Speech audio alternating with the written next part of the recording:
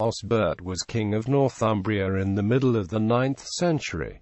Sources on Northumbrian history in this period are limited. Osberht's descent is not known and the dating of his reign is problematic. Chronicles: Osberht became king after Ethelred son of Ende was murdered. The date of Ethelred's death is not certain, but is generally placed in 848.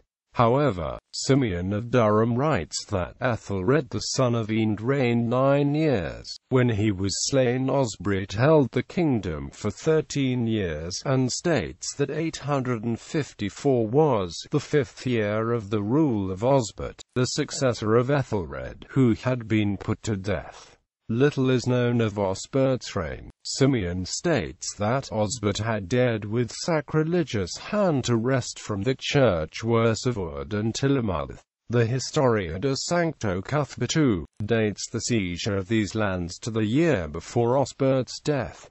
Osberht was replaced as king by Aella, while Aella is described in most sources as a tyrant and not a rightful king. One source states that he was Osberht's brother. The great heathen army marched on Northumbria in the late summer of 866, seizing York on the 21st of November 866. Simeon of Durham, the Anglo-Saxon chronicle Asa and Ethelweard all recount substantially the same version of events in varying detail. Simeon's Historia Regum Anglorum gives this account of the battle on the 21st of March 867 where Osberht and Aella met their deaths at the hands of the Vikings. In those days, the nation of the Northumbrians had violently expelled from the kingdom the rightful king of the nation, Osberht by name, and had placed at the head of the kingdom a certain tyrant named Aella. When the pagans came upon the kingdom, the dissension was allayed by divine counsel and the aid of the nobles. King Osberht and Aella, having united the forces and formed an army, came to the city of York. On their approach, the multitude of the shipmen immediately took flight. The Christians, perceiving the flight and terror, found that they themselves were the stronger party. They fought upon each side with much ferocity, and both kings fell.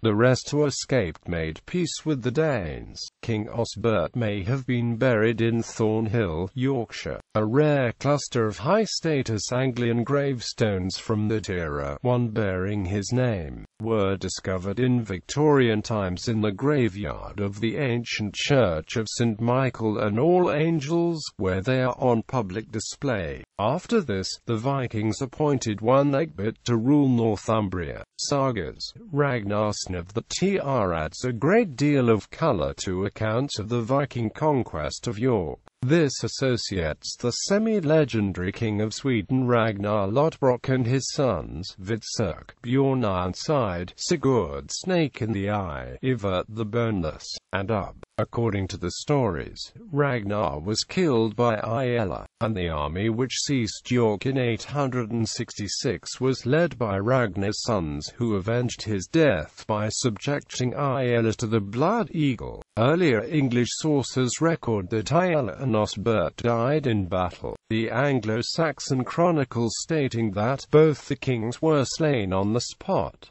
The main figure in the revenge tales is Ivar, who is sometimes associated with the Viking leader Iamar, brother of Amlabe Conung, found in the Irish annals. Dorothy Whiteock notes that it is by no means certain that he should be identified with the son of Ragnar, for the name is not uncommon. The Anglo-Saxon chronicle does not name the leaders in Northumbria, but it does state that King Warren Hubba slew King Edmund of East Anglia some years later. Hubba is named as a leader of the army in Northumbria by Ebbo of Flory, and by the Historia de Sancto Cuthbertu. Simeon of Durham lists the leaders of the Viking army as Halfdene, Ingua, Hubba, Beoxeek, Guthrun, Ossidel, Amund, Cedric and another duke of the same name, Osberht, Frana, and Harold. Norman historian Geoffrey Guymer and Geoffrey of Wells both associate an Englishman named Bern or Bern with bringing the Danes to England. In Guymer's case to Northumbria, in Geoffrey of Wells' mid-12th century hagiography of St. Edmund, to East Anglia. Guymer's account has Bern seeking revenge for Osberht's rape of his wife.